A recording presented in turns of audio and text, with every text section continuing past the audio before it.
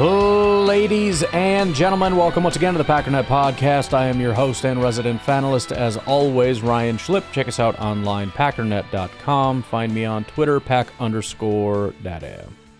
Okie dokie, first and foremost, pretty terrible thing occurred. Apparently, and I don't have a ton of information, Mark Sanchez was stabbed while in Indianapolis. He was there to call the Colts game. Again, don't have a ton of details, but apparently there were two people that were hurt. One had some cuts. The other, being Mark Sanchez, presumably had stab wounds. He was listed as being in critical condition and then stable condition. As I learned recently, stable doesn't necessarily mean anything good. It just means it's not getting worse. They were able to stabilize the situation, but it would still be critical. Apparently happened around 12:30 in the 300 block of West Washington Street in Indianapolis. So presumably you're out late, going to the bars, etc. I guess there was some form of confrontation. According to reports, and this is from Fox 59 morning news anchor, so it seems pretty legit. Sounds like Sanchez was actually the aggressor in the situation. He was sort of verbally accosting a food delivery guy, telling him he needed to move his car. The guy tried to walk away. Sanchez apparently attacked the guy, at which point the food delivery guy pepper sprayed him. Sanchez was pretty unaffected by that, continued attacking him, and that's when he pulled a knife and defended himself, according to... This is according to the person that stabbed Sanchez, so I suppose take it for what it's worth. The report was that Sanchez was uncooperative, which is a weird... It's weird to me that you would be in critical condition, and also they're trying to interview, what happened? And he's like, I'm not talking to you. You know what I mean? I don't know.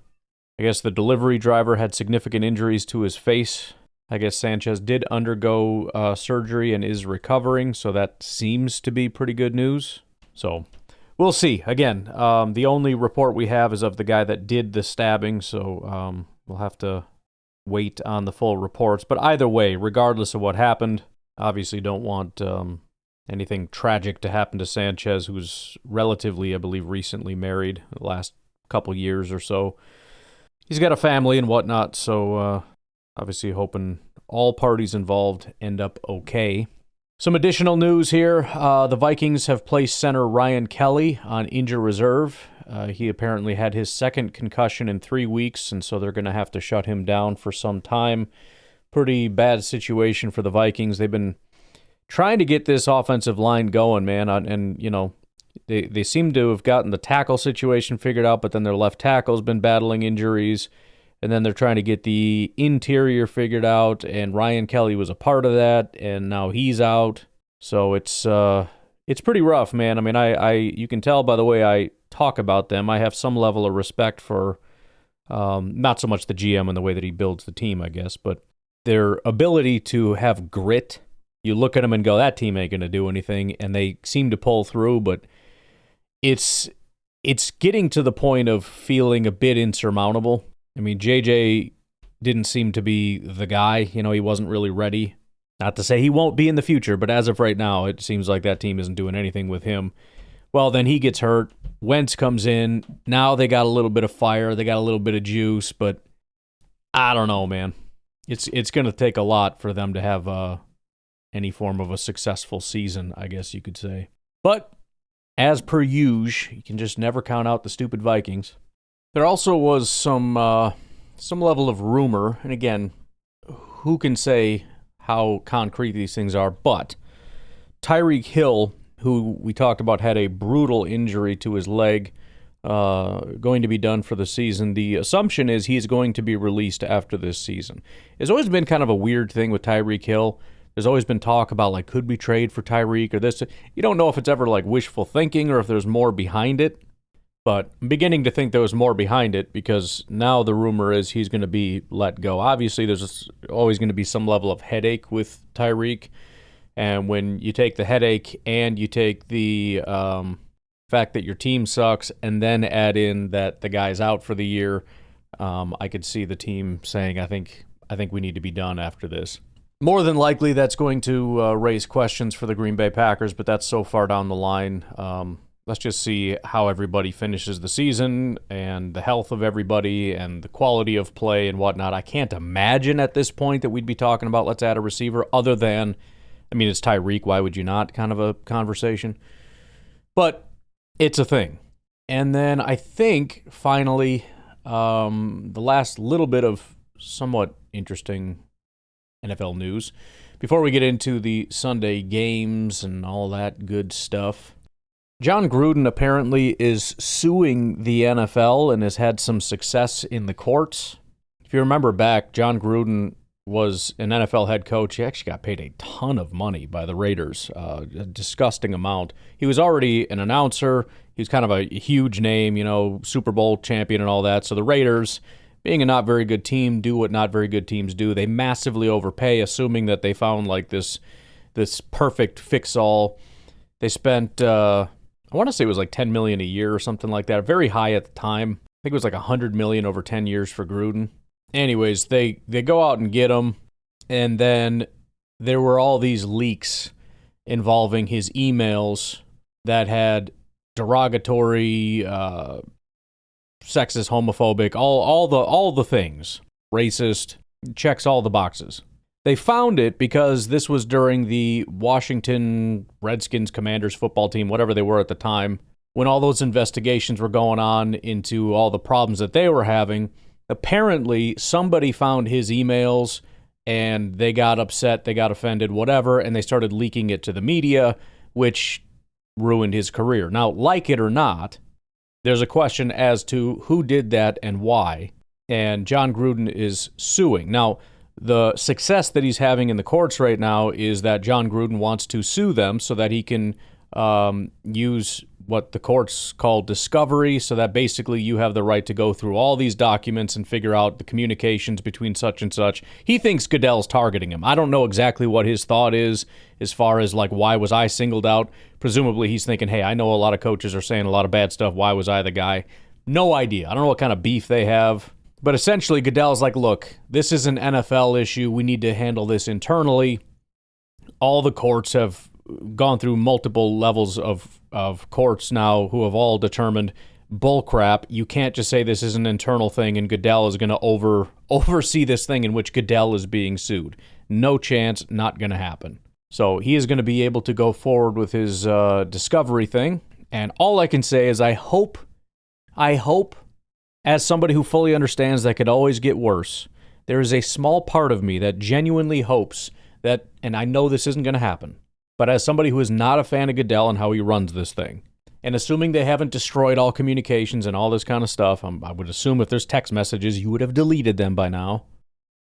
But if it does come to, Goodell made the decision to single out Gruden, and I don't know. I can't imagine it's going to be that big of a deal, even if he proves it. But there's just this weird little fantasy in the back of my mind where it's such a scandal that Goodell has to step down. Like, oh, it's so terrible. Oh, I can't envision living in a world with somebody doing something so terrible. He must step down.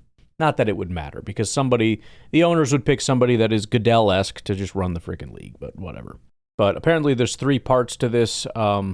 Tortious interference with contractual relations, which is essentially is it's going to be tough because it's intent. In other words, they wanted to ruin him financially or whatever. I don't think they're going to get that. Second claim is negligence. Gruden claims the NFL negligently handled the confidential emails. I mean, that seems pretty straightforward considering they got leaked. And then number 3 is civil conspiracy. Gruden alleges the NFL and Goodell conspired to achieve the interference through unlawful means. Again, I think this is the hard part. If I had to guess, and it's just a guess, sorry if you don't find this interesting, but I do. Lots of people had to go through lots of emails. There were 650,000 emails, apparently, that the NFL had to go through. In order to do things like that, to investigate Washington, you probably had lots and lots and lots of NFL employees going through lots and lots of data. Somebody came across the Gruden emails, was offended by them, and privately leaked them to the media. I really have no reason to believe that they ran it up the chain to Goodell, and Goodell's like, we got to get that guy. Go ahead and leak that. We got to get it out of here. There's no reason for that. Somebody saw it, said, look at this douchebag, and then, like, sent it off to the freaking media or whatever. Whatever. All right, let's do the NFL Sunday action games thing.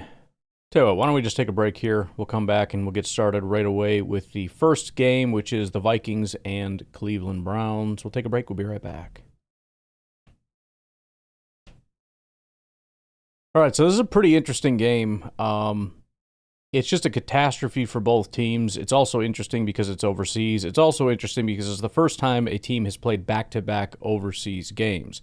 Theoretically, that is a massive advantage to Minnesota. They are very much acclimated to that time. They did have to travel from Ireland to Tottenham Hotspur Stadium.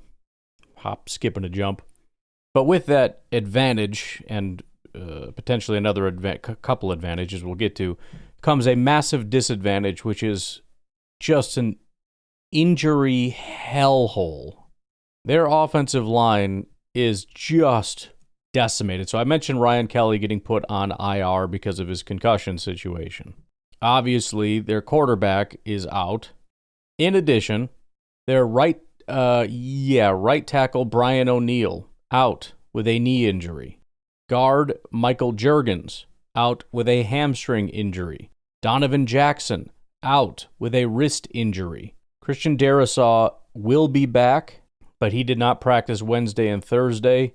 Not injury related, it's a rest thing, but he's been out a lot with injury, and now he's resting. He just hasn't had a ton of practice recently. So, in addition, Andrew Van Ginkel, linebacker, is out with a neck injury.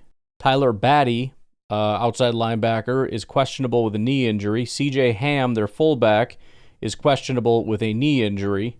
And Ben Jurosik is questionable with a knee injury. I don't know what the heck is going on out there. I don't know if it's the conditions or whatever, but Xavier Scott, C.J. Ham, Tyler Batty, Ben Jurosik, and Brian O'Neill all have knee injuries. So they've got Darrisaw at left tackle.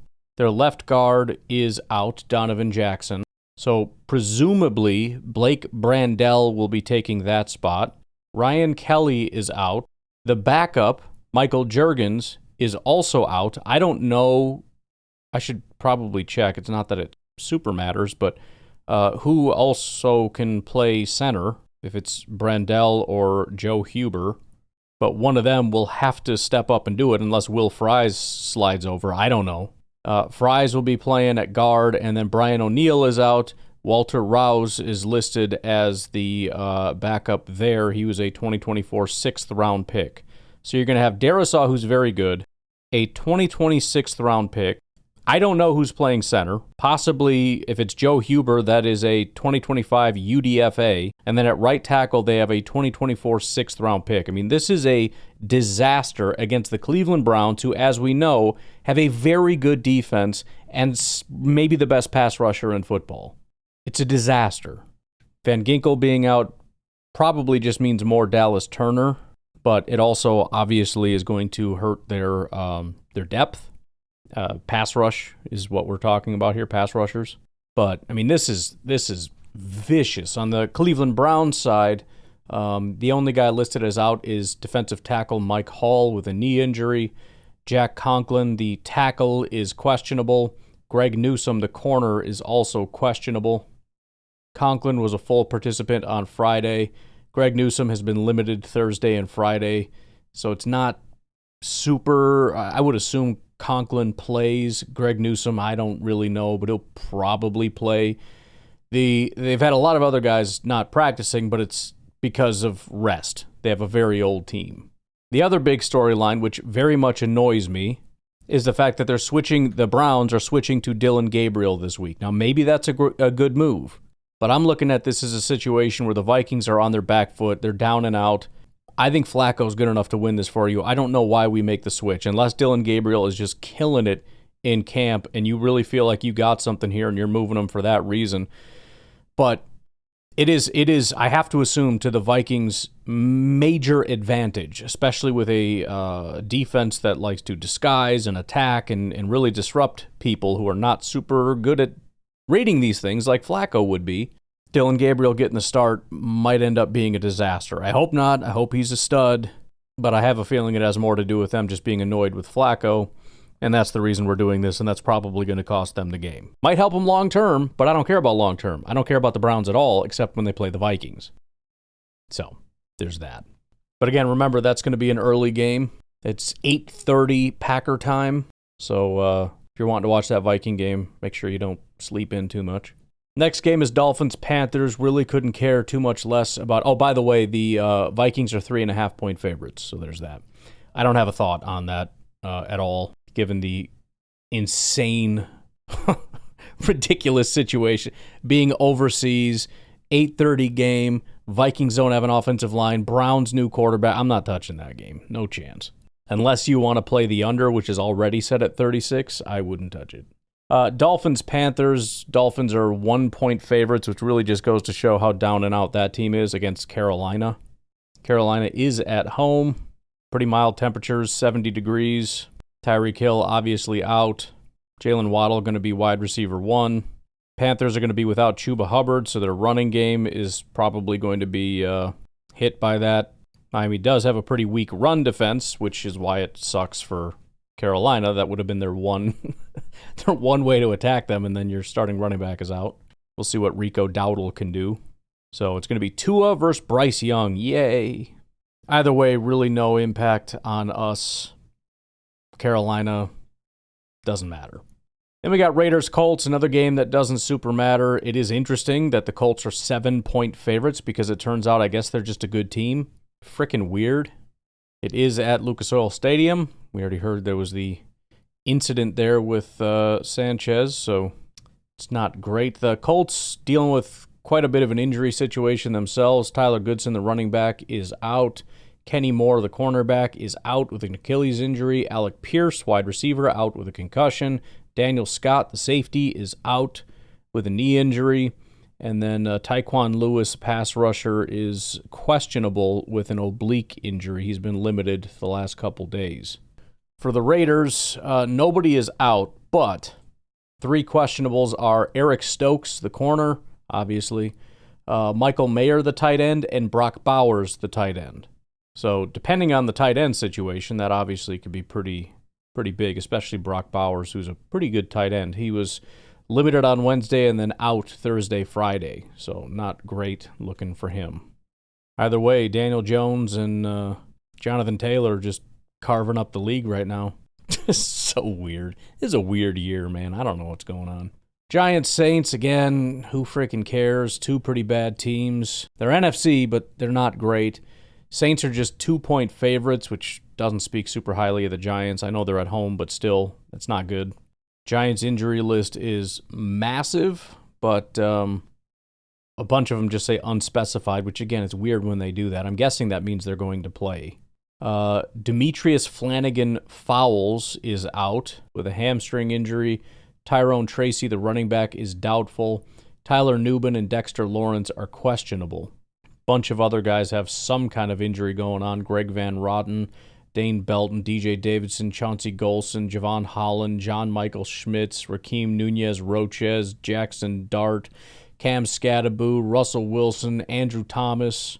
Actually, some of those are rest, but still. Huge list.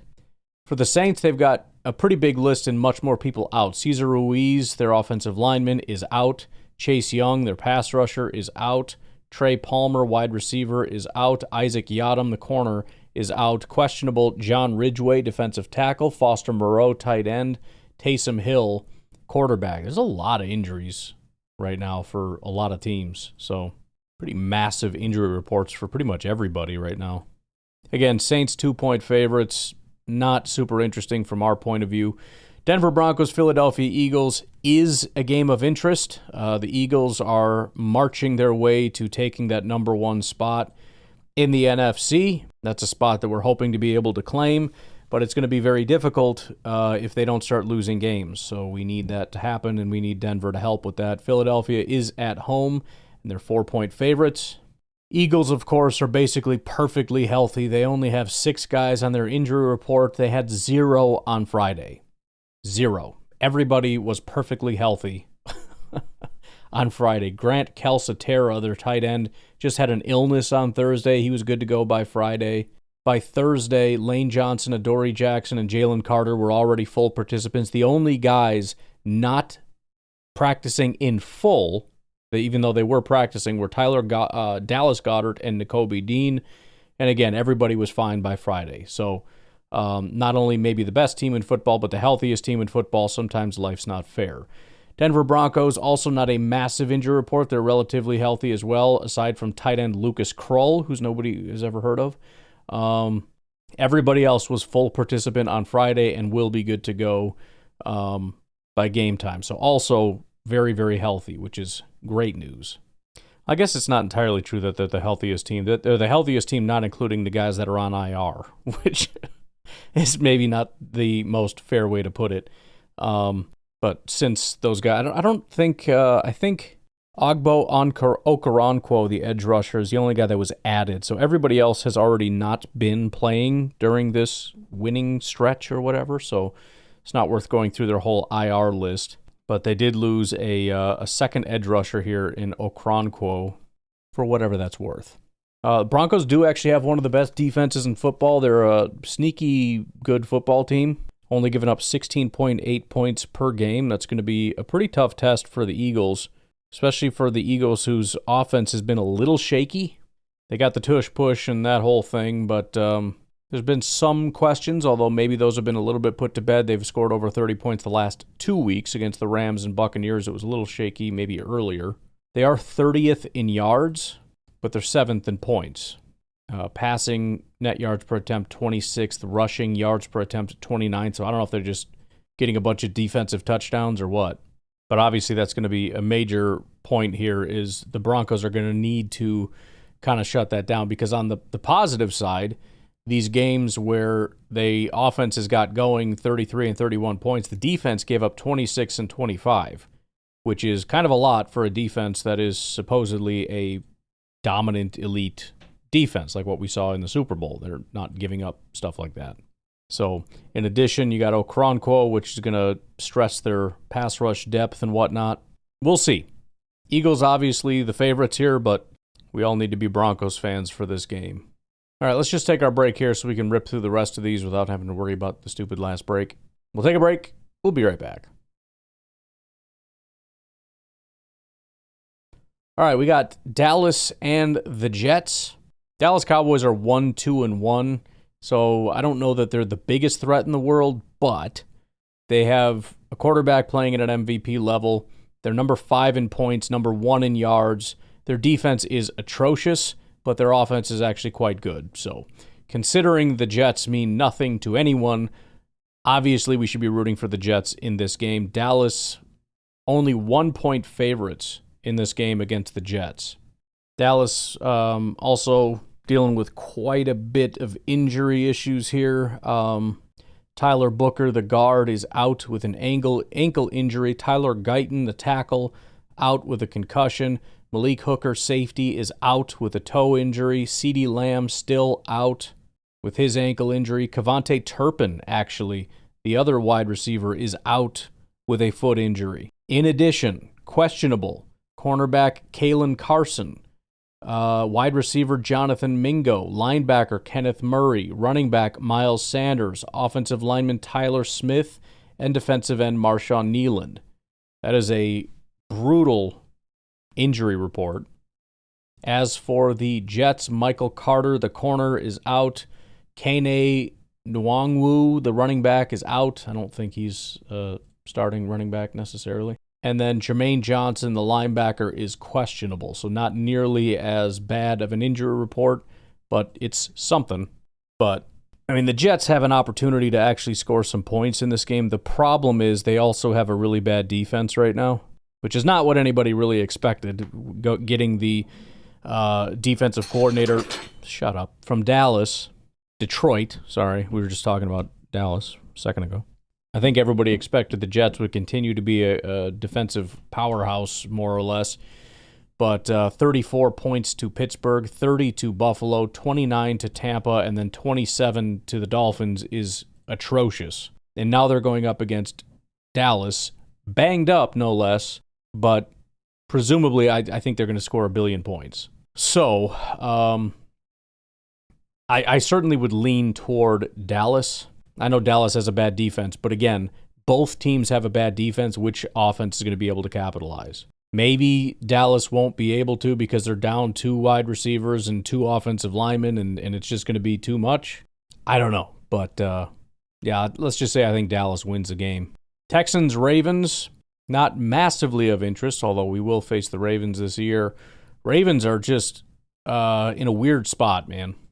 The Baltimore Ravens, one of the presumably best teams in football, is currently sitting at 1-3, tied with Cleveland and the Raiders and the Texans, strangely. The AFC South is hilarious. The Colts and Jaguars are 3-1, and the Texans are 1-3. This is, I'm telling you, is a weird year. The Chiefs are 2-2. The Chargers lead that division. The Ravens are 1-3, tied with Cleveland. The Pittsburgh Steelers are 3-1, leading that division. The Dolphins are 1-3. Washington is 2-2, with Dallas at 1-2-1. Basically, more or less tied with the Giants.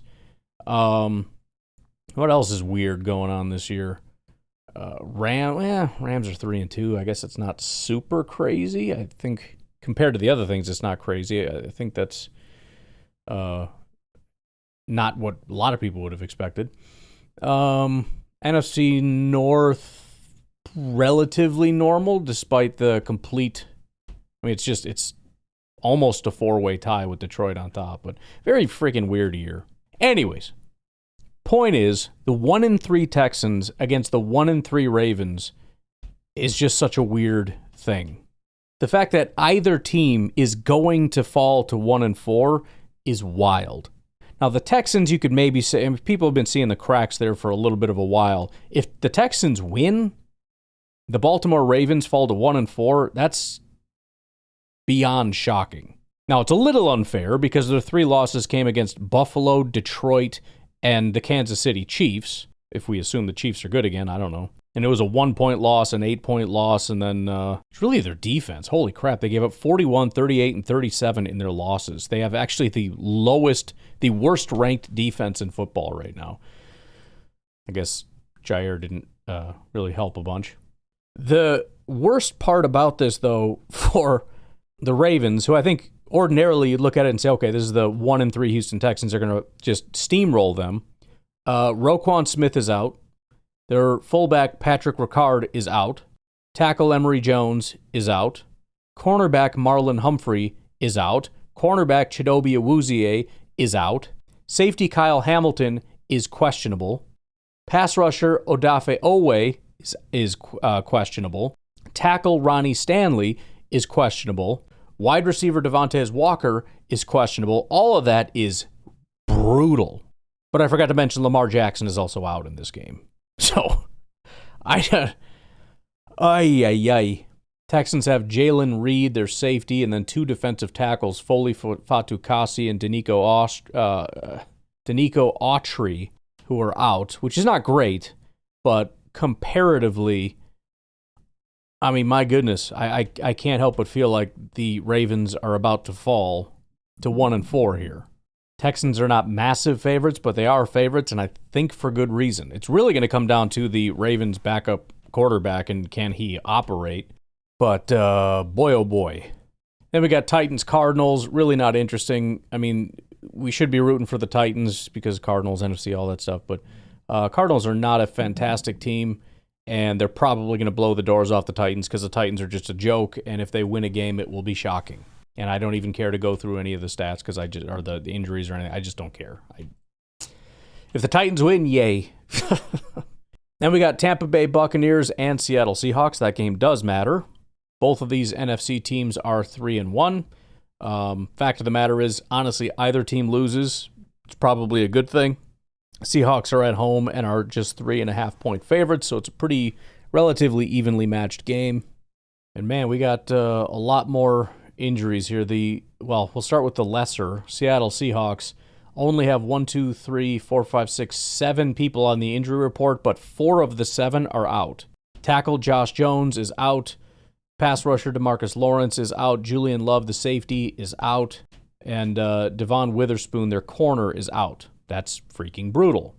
The Buccaneers, let me count this, have 16 people on their injury report.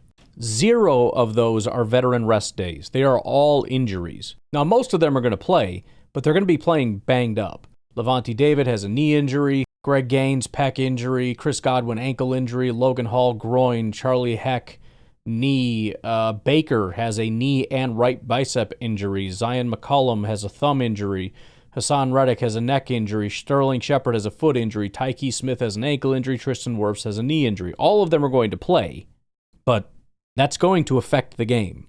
In addition, Benjamin Morrison, their cornerback, is out with a hamstring injury.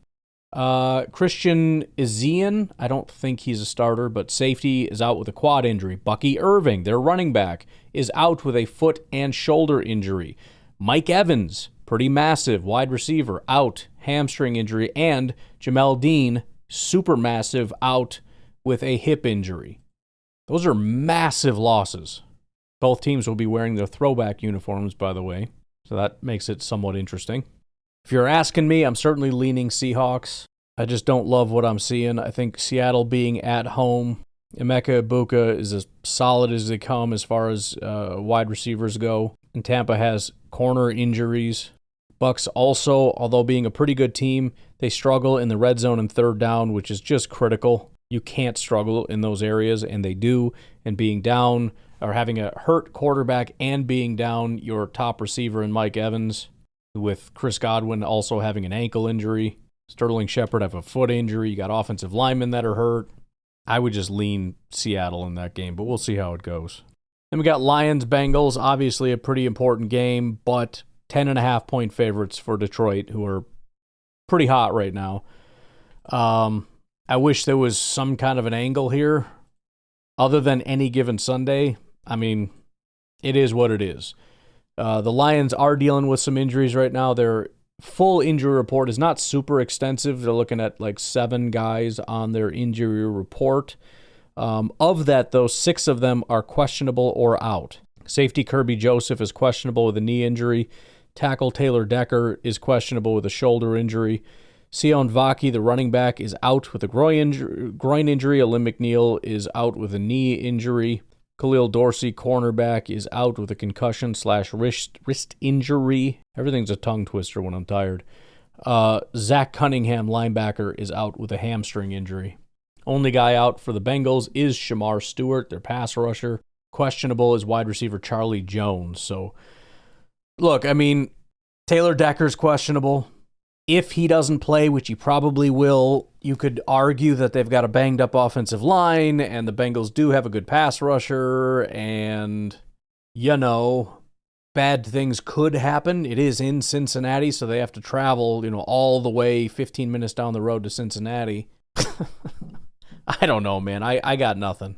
Then we got Washington and the Chargers. The Chargers are 3-point favorites and are at home. Washington obviously is an NFC rival. They are only 2-2, but win this game, they go to 3-2, and suddenly they become a problem again. So Washington will be without Noah Brown, their wide receiver, Sam Cosmi, their offensive lineman, and Terry McLaurin, the wide receiver, who's out with a quad injury, which is pretty big. Got a relatively extensive injury report, but everybody else looks like they're playing. As for the Chargers, a little bit smaller.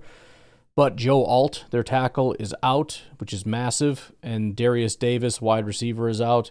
Also questionable is Will Dissly, Derwin James, and Tarheeb Still. Derwin would be massive. They need him in the game.